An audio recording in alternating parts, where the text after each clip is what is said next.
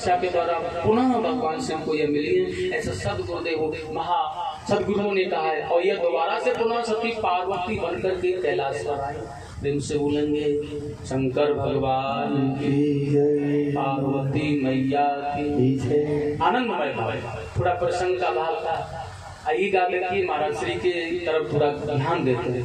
बड़ा सुंदर कहा है, मैंने आपको दर्शाया भी और बताया भी है। देखिए अच्छे सत्कर्म, अच्छे माता पिताओं के संस्कार से अच्छे गुरु मिलते हैं। माता पिताओं का संस्कार भी अच्छा होना चाहिए, सदगुरु तभी अच्छा मिलते हैं हमको, ये सत्य है बिल्कुल। और देखिए गुरुओं से मिलने के लिए तो अद्भुत, वो कहते हैं ना भगवान ने कहा जाने बिना न होए परतीति, बिना परती तो होए नहीं, बिना समझे कैसे समझा जाए। इसलिए भगवान की भी कृपा अति आवश्यक है सदगुरुओं के मिलने के लिए। वो प्रेरणात्मक होते हैं। प्रेरणा गुरु गोविंद दोनों खड़े काके लागू पाओ, बलिहारी गुरु आपने गोविंद दियो। अद्भुत भाव और बड़ा सुंदर कहा है। बिन सत्संग विवेक न होई, राम कृपा बिनु सुलभ न सोई। गुरुओं का सत्संग तुम्हें न मिला, न मिले, कैसा जीवन है? जीवन कैसा है हमारा? बिल्कुल भी बेकार। जल जइयो ऐसा जीवन राम बिना, राम बिना सदज्ञान बिना। भगवान के सदज्ञान बिना, राम जी के जीवन को जलाकर नष्ट कर दो, बेकार है। बड़ा सुंदर कहा है महाराज, और बड़ी सुंदर बात है महापुरुषों की। मैं अपनी तरफ से कुछ नहीं कह रहा हूँ, आप समझे ब्याज जी कुछ है नहीं। संत मिलन को चालिए तज माया अभिमान, यो पग आगे रखे कोटनी यज्ञ समान। सत महापुरुषों का कहना है अगर संतों के मिलने के लिए एक एक पग रख कर के हम चल रहे हैं ना, सत प्रणाम करने के लिए, दर्शनों की लालसा के लिए, तो एक एक सुंदर सुंदर अश्वमेध यज्ञों का फल हमें मिल रहा है। लेकिन भावना पवित्र हो तो ऐसा नहीं कैसे है संत, कैसा भाव है इनके अंदर, यह चंचलता अंदर घूमेगी तो फिर संत नहीं मिल सकते। भगवान कपिल ने माता देवभूति को वही तो कहा था। माता देवभूति ने कहा मुझे संत दर्शन नहीं हो रहा है, पुत्र कहाँ रहते हैं संत? भगवान ने कहा मैया फिर तो तुम ही पापिनी हो, क्योंकि संतों का दर्शन, संत मैं बनो तभी तो संतों का दर्शन होगा मैया। अद्भुत भाव दर्शन, और संतों का भाव भी बड़ा कोमल होता है। कृपा अगर हो गई ना कृपा, तो प्यारे जीवन भटका हुआ तेरा समझ जाएगा, पटरी पर आ जाएगा। और पटरी पर अगर जीवन चढ़ गई ना गाड़ी, तो कृतार्थ मंजिल मिल जाएगी। मंजिल को मिलने में तो देर नहीं। जिस मंजिल की कामना तू करना चाह रहा है, उस मंजिल की बात कर रहा हूं मैं। तप योग जब आदि के द्वारा बड़ा सुंदर है। संत्र हृदय नवनीत समान, संत हृदय नवनीत समाना, कहाँ करे हैं पर कभी न जान। संतों का हृदय ऐसा होता है। तुलसीदास जी ने बड़ा सुंदर वर्णन कहा, बड़ा सुंदर भाव कहा है तुलसीदास जी ने, बहुत ही आनंदमय। भगवान भी तो कह रहे हैं मोते अधिक संत कर देखा। आपने कल सुना था ना नवदा भक्ति के प्रसंग में देवहूति माता को भगवान कपिल दे रहे थे उपदेश। मुझसे मैं प्रसन्न हूँ, मैं प्रसन्न रहता हूँ, लेकिन मुझसे भी अधिक प्रिय संतों को अगर दर्शन करो, संतों को अगर देखो, सदगुरुओं को अगर देखो, तो ये भावना है। ये मैं भगवान की कथा से हटकर नहीं बोल रहा हूँ, आप ऐसा समझे कि महाराज जी आए इसलिए नहीं। ये सत्य ज्ञान है जो मैं बरसा रहा हूँ, जो दे रहा हूँ, यहाँ नहीं हर जगह की बात है। ऐसा हमें मिलना चाहिए संतों के लिए, गुरुओं के लिए, माता पिताओं के लिए भी वही होना चाहिए। प्रातः काल उठकर रघुनाथ माता पिता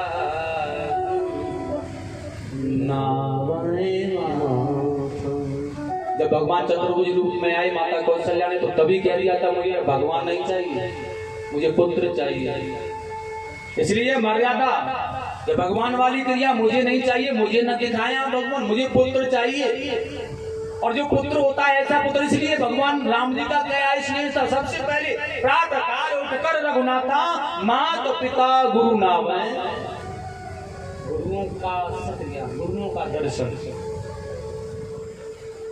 और गुरुओं के प्रकाश के कारण ही तो देखिए उस तत्व ज्ञान को प्राप्त किया भगवान राम ने।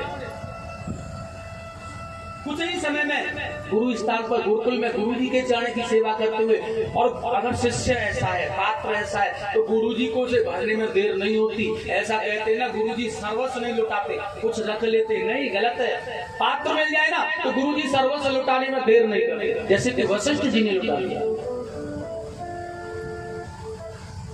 कुछ ही समय में भगवान को तत्व ऋषियों का पद दे दिया।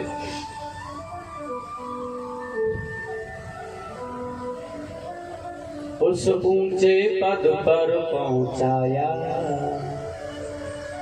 जो पद था तत्वदर्शियों का। भगवान राम जी को वह पद दिया वशिष्ठ जी ने, तो तत्व ऋषियों का पद था, कुछ ही समय में दिया था महाराज। और एक बात और सुनो, यह कृपा जो बरस रही है ना, यह सुहाती कब है, यह भी मैं नहीं कह रहा हूँ। अच्छी कब, आपको अच्छा न लग रहा हो, लेकिन अच्छी कब लगती है यह चर्चा है। बड़ा सुंदर का है, तुलसी पिछले पाप सो हर चर्चा न सुहान, जैसे ज्वर के वेग से भोजन की रुचि जाए। पापों की गठरी बांध कर बैठे हैं, इसलिए हरि चर्चा, हरि संत समागम, संत दर्शन, संत मेला नहीं अच्छा लग रहा है, लेकिन आकर फिर भी बैठे हैं ना, तो कृपा कुछ न कुछ बरसेगी। फिर भी बैठे हैं, मैल मिट जाएगा, संत कृपा हो जाएगी। सुंदर है, अद्भुत भाव है। या धन या दौलत या मकान या फैक्ट्री या बंगला सबके पास होता है, किसके पास नहीं होता। सुखधारा और लक्ष्मी पापियों के घर हो, या पुत्र धन लक्ष्मी ये तो सब जगह है, हर जगह होती है। लेकिन क्या होना चाहिए जीवन में, बड़ा सुंदर का है, सत्संग और हर कथा तुलसी दुर्लभ संत। अच्छा, किसी संत ने कहा भैया कैसा चल रहा है, कथा सुन के आया हूँ, पंडित जी अच्छी कथा कह रहे थे। गुरुजी बहुत अच्छा है। अच्छा बच्चे ठीक हैं? हाँ बिल्कुल ठीक है गुरुजी। 4 बच्चे हैं, तुम्हारी कृपा से 100-200 बीघा जमीन है, ट्रैक्टर है, घर है, मकान है, फैक्ट्री है, गाड़ी है, बड़ा आनंद आ रहा है, बहुत अच्छा है गुरुजी, बहुत आनंद आ रहा है, सब ठीक है। लेकिन यह घर बनाना अच्छा है, पत्नी का होना अच्छा है, बच्चों का होना अच्छा है, फैक्ट्री का होना अच्छा है, फिर ईंट लगा करके गारे से मकान बना लिया तो अच्छा है। तो फिर एक बात बताइए, अब बड़ा आनंद आ रहा है, अगर यही आनंद है तो फिर रावण को कितना आनंद होना चाहिए। 1 लाख पूत 1.25 लाख नाती, तारा बड़गर दिया नबाती। तेरा तो गारे का एक मकान है, सोने का महल था उसका तो, और पत्नियां भी कितनी थी, पुत्र कितने थे, तेरे तो 4 हैं, उसके यहाँ 1 लाख पूत 1.25 लाख नाती, कितना बड़ा कुटुंब परिवार कबीला। तो सबसे ज्यादा आनंद रावण को होना चाहिए था, कहाँ गया? एक भी दीपक जलाने वाला नहीं रहा।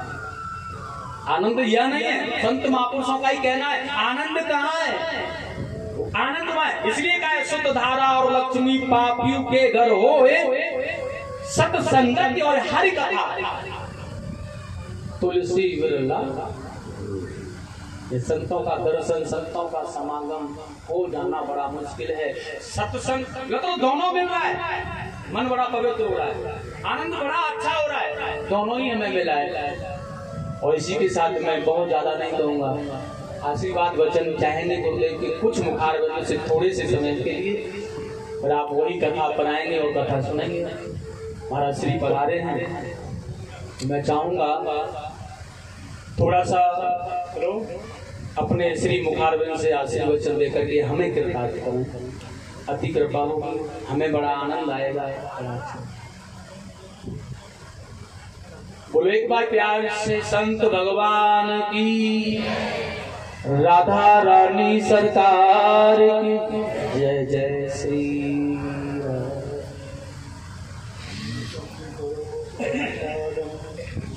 राम। यत्कृपातमहं वन्दे परमानन्दमाधवम्। भगवान की कहती कृपा से मूकं करोति वाचालं, धूमा व्यक्ति विद्वान पंडित बन जाता है। जगना व्यक्ति पहाड़ को लांग जाता है। वहाँ श्री हरि के चरण हम प्रणाम करते हैं। ये बात सब जनों की अनुसिद्ध है। हम आप श्री छोटे थे, बच्चे थे, घुटनों से रेंगते थे, कहाँ चल पाते थे, बोल कहाँ पाते थे, बोल नहीं पाते, बस बच्चा बोल पाता, बोल से रेंगते थे। और शक्ति दी पैरों में, पापा जी कहाँ से आ रहे हो? केदारनाथ से आ रहे हैं। कहाँ से आ रहे हो? पंडित बद्रीनाथ से आ रहे हैं। पहाड़ों में चढ़े और शक्ति दी पैरों में।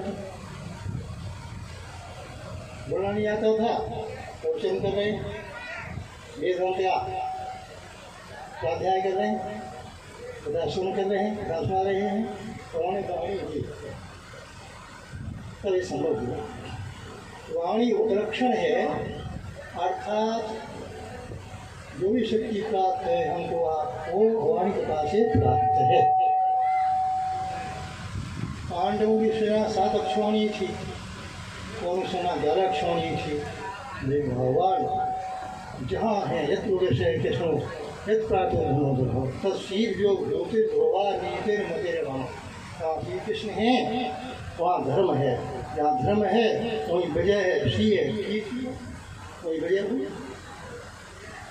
तो अब ये देखो भगवान शक्ति नहीं दिए होते, बहुत लोग ऐसे बेचारे तो नहीं चल पाते, वो से बोल नहीं पाते, वो सुन नहीं पाते, वहाँ शक्ति नहीं दी। यही नहीं, शरीर में शक्ति प्रभु की काम कर रही है। सामवेद के किरणों का आख्यान है कि देवता दैत्यों में युद्ध हुआ, दीर्घकाल तक युद्ध में दैत्यों को जब ही देवता पराजित हो गए, हार गए। इसके बाद देवता भगवान की बड़ी विशिष्ट आराधना की। भगवान ने देवताओं की शक्ति का संचार किया, द्वारा युद्ध हुआ। युद्ध में देवताओं की विजय हुई, दैत्य पराजित हुए। लेकिन देवताओं ने भगवान की शक्ति कृपा से प्राप्त विजय को अपना पुरुषार्थ में निकल कर हमारे बलवान हैं, हमारे अस्त्र बहुत विशिष्ट हैं, हम कुशल संचालक हैं अस्त्रों के, हम बड़े भारी बलवान हैं। इसमें हुई भगवान की शक्ति प्राप्त को अपना अभिमान का कारण बना लिया, हमारी बड़ से वजह हुई। भगवान तो अहंकार का भक्षण करने वाले हैं। देखा कि वो अहंकार हो गया है तो भगवान इंद्रपुरी से लगभग 1 योजन की दूरी पर विशाल यक्ष के रूप में प्रकट हो गए। अभूतपूर्व आकार से से दिखता था, मुखमंडल से प्रकाश की छटाएं निकल रही हैं, दिशाएं से प्रकाशनी हो गई हैं। विशाल आकार दूर से दिखाई पड़ रहा था। इंद्र ने कहा, अगिंदेव से अगिंदेव आपका नाम जातवेदा है। जातवेदा जो वस्तु जात उत्पन्न उसका आपको परिज्ञान है बड़ी मात्रा का। पता लगा कि नाम ये यक्ष है कौन। अगिंदेव गए, अपने को बड़ा भारी तेजस्वी मानते थे। भगवान को बल के घमंड में प्रणाम नहीं किया। भगवान ने पूछा, आप कौन हैं, आपका क्या नाम है? नोरे, मैं गंदेव हूँ, मेरा नाम जातवेदा है। आप में क्या सामर्थ्य है, क्या शक्ति है? मैं चाहूँ तो तुम पृथ्वी को पहाड़ों समझो से राख ना डालना दूंगा सब थोड़ी देर में। अच्छा, उन्होंने एक तरीका रख दिया, इसको जरा के दिखाइए। पूरी शक्ति से अंदर झपटे, तिरण को नहीं जला सका, शक्ति खींच लिया। लौट आए, इनके पास कहा, महाराज मैं नहीं जान सका यक्ष कौन है। कौन है? देवराज इंद्र ने। हमदेव का इंद्र आपका मातृश्वा है, आपके पानी की सीमा का भाष है, आप पता के लाइए कि यक्ष कौन है। आगे मानकर गए। हमदेव उनको बल का भारी घमंड था, वहाँ के पास पहुँचे। डंडे की भांति खड़े हो गए, प्रणाम नहीं किया बल्कि घमंड में। सवाल ने पूछा आप कौन है? कि मैं वायुदेव हूँ, मेरा मातृ शिवा है। अब क्या सामर्थ्य मैं चाहूँ तो पृथ्वी को, पहाड़ को सब उड़ा के ले जाऊँ। अच्छा, इस तिल को तोड़ा दो। तो तिल का हृदय सांस उड़ा, इस से झपटे रौंदे, तिनको को हिला भी नहीं। इसकी बात तो रुक गई। शक्ति भगवान की जिन शक्ति खींच ली उसे कर सकते। अहमान नहीं तो होगा लौट आएगा। हाँ, इनसे नहीं जान सका कि यक्ष कौन है। फिर स्वयं इंद्रदेव गए, उनका अभिमान से ज़्यादा था। श्री भगवान अब ध्यान हो गए। वहाँ भगवती जगम्बा पार्वती तो हो गई, उनको उन्हें प्रणाम किया। माता जी पूछा यक्ष कौन है? कौन था? ये साक्षात भगवान थे, परमात्मा थे। आपकी जो विजय हुई थी उनकी कृपा से हुई थी। आप उनकी विजय को अपनी शक्ति का कारण मान लिया। आप हल्का तोड़ने के लिए प्रकट हुए थे। वैसे अधिकारी थे, सर्वप्रथम जाना जिनके परमात्मा थे, इसे हम पहुँचे हुए तो वह हुई चुके थे। अर्थात जो शक्ति हमारे आप शरीर में है, शत्रु की शक्ति है, शक्ति, प्रकृति, भक्ति, धन, दौलत जो कुछ है उन्हीं का आपके पास है।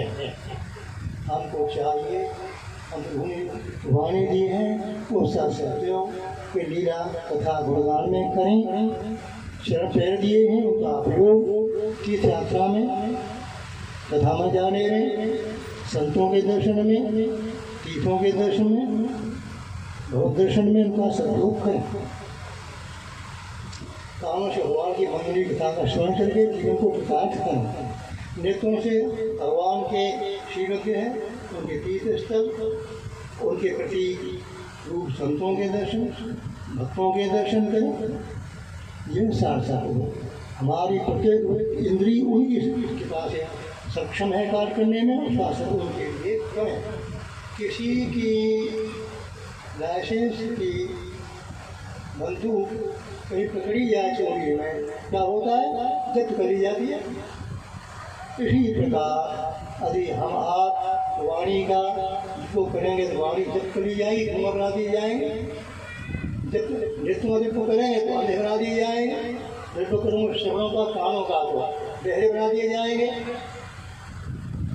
देखिए भगवान श्री रामचंद्र जी अंतिम बात कह रहे हैं। बीच में मैत्री हो गई, भारी भागमन था, बढ़कर सुखीर को लड़ने के लिए भेजा। लक्ष्मी धातु से माला पड़वा दी गले पहचान के लिए। सिद्ध हुआ, भगवान ने उसको रक्षी आर से बाण मार के बाड़ी को साफ कर दिया। बाड़ी को और मार दिया। और बाड़ी को आवेश वहाँ सामने खड़े हैं, कह रहा है धर्म है तो अब तेरे गोसाई मारे मोह व्याध की नाई। तो वो आपने हत्या की धर्म रक्षा के लिए और मुझे आपने बहरिए की फिर की बातें मारा छोड़ करके। यहाँ तो कम कहा है, अध्यात्म रामायण देखिए और रामायण देखिए क्या कहा है। ये कहा है कि आप असली क्षत्रिय होते पैसा जो करते एक आप खाते और कहता बहुत कुछ है, उसके हिलाक नहीं सही कह रहे। अर्थात उनके दर्शन से ही मुक्त होना चाहिए था। और सामने भगवान दर्शन दे रहे थे, त्यागा भगवान ने भी कहा अचल कौन तो राखों प्राणा बाल का सुन कृपा निधाना धर्म जय मोने यत्न कराई अंतराम का आवत नहीं। तो आपके दर्शन हो गए। यहाँ ऋषि मुनि को कब करते एवं गीत जाते हैं, आपको नाम की स्मृति नहीं आ पाती। उसने कहा साक्षात प्रेम से बालक कब बन पाएगा। एक मन तो भाव था, बड़का घमंड था। मुक्ति बात हो रही, भगवान को ब्याज कह दिया तो ब्याज ही बनना। श्री कृष्ण आता है धरा नाम का ब्याज बना बाद वहाँ साक्षात भी हो और वहाँ भाव नहीं हो, श्रद्धा भक्ति नहीं हो तो प्राप्ति नहीं हो। जैसे महाभारत वहाँ श्री कृष्ण दो पक्षों सामने थे, कौरवों के सामने थे, पांडवों सबसे अयोग्य का संचालन कर रहे थे और उनका प्रभाव था, पतन हुआ, कल्याण से वंचित रहे, पान का पूरा भाव था। साक्षात भगवान भी हमारा भाव नहीं होगा, शताब्दी नहीं होगी, कल्याण नहीं होगा, और भाव होगा तो भगवान की प्रतिमा भी होगी, यह भाव अपने श्रीपूर्वक कल्याण अवश्य होगा। इसलिए हमको चाहिए जरा प्रदत्त इंद्रियों की शक्ति का सदुपयोग, उनकी प्रसन्नता, उनकी भक्ति, उपासना के लिए करें। श्रवण दिए, हाथ सुने, फिर दिए तीर्थों में जाएं, मंदिर प्रदक्षिणा करें, राखी प्रदक्षिणा करें, आप मुझे दर्शन करें, मंदिरों के, तीर्थस्थलों के, धर्मस्थलों के, महात्माओं के, संतों के, प्रत्येक इंद्रिय का हमारा सदुपयोग भगवान के लिए हो। 3 वस्तु मुख्य रूप से कल्याणकारी है। सारे संसारे 3 साराणी भाव है। सत्संग कैसे भक्ति गंगामसी निवर्जन। सारे संसारे संसार है, 3 सुसार हैं।